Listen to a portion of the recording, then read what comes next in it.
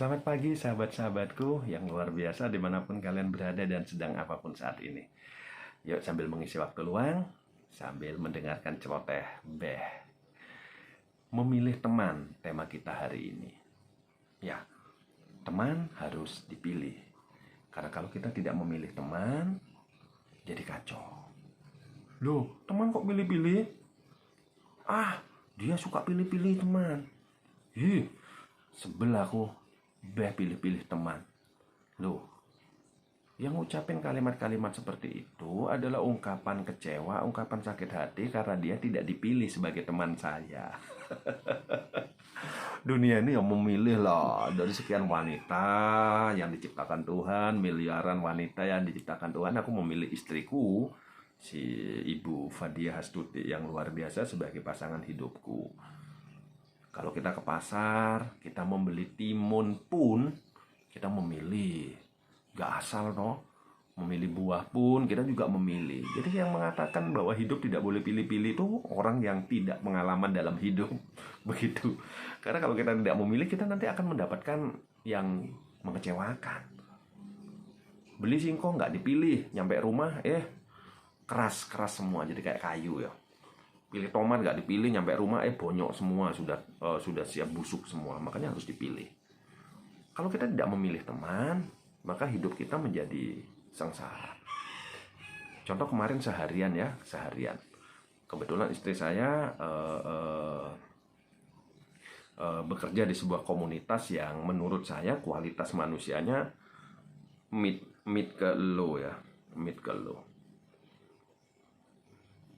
Tidak tahu, karena takdir dia hinggap di situ, maka otomatis dia masuk di grup orang-orang yang mid low itu kualitasnya. Sehingga kemarin seharian dia bete terus, dia marah-marah terus, dia galau terus, pokoknya pingin marah tok, baca status-status orang-orang yang tidak berkualitas itu. Saya jadi sedih. Bukankah istri saya sudah tahu bahwa teman-temannya tidak berkualitas? Lalu kenapa dimasukkan dalam hati? Respon berkualitas dari istriku pun di grup itu pasti akan dinilai tidak berkualitas bagi mereka. Orang yang tidak berkualitas tidak akan mengerti kualitas. Makanya mereka tidak berkualitas. Kalau mereka ngerti kualitas itu seperti apa, mereka tidak akan menjadi seperti itu. Itulah mengapa memang teman itu harus dipilih. Kata kitab, kalau kita berteman dengan penjual minyak wangi, maka badan kita jadi ketularan wangi ya. Kita berteman dengan penjual terasi, ya badan kita jadi bau terasi. Aduh maaf buat jagoanku yang lagi berbisnis terasi ya, bukan bermaksud ini cuma sekedar perumpamaan saja ya, bahwa kalau kita bersahabat dengan seorang kutu buku, maka mau tidak mau kita akan dipaksa dan akhirnya terbiasa menjadi pecinta buku. Tapi kalau kita bersahabat dengan si penidur, ya akhirnya kita lambat laun akan menjadi si penidur pula. Sahabat-sahabatku yang keren, memang teman itu membuat hidup kita menjadi lebih baik atau malah lebih buruk. Pengaruh lingkungan itu sangat luar biasa terhadap pribadi kita.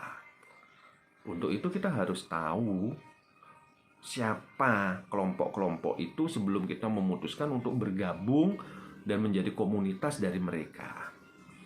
Kalau toh takdir, kalau toh keadaan yang membuat kita harus berada di kelompok-kelompok di lingkungan yang tidak positif, maka tugas kita menjaga kepositifan kita.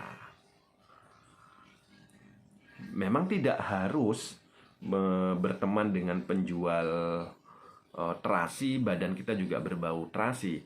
Makanya kita harus siapkan langkah-langkah kita, walaupun kita berteman dengannya, badan kita tidak bau terasi.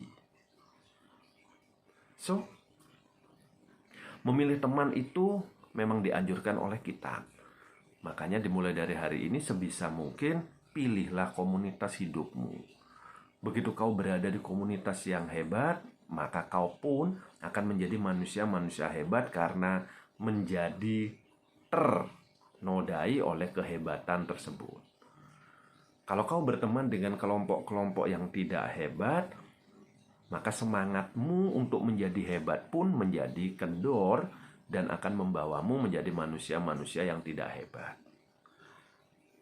Ingat, lingkungan itu sangat-sangat mengerikan.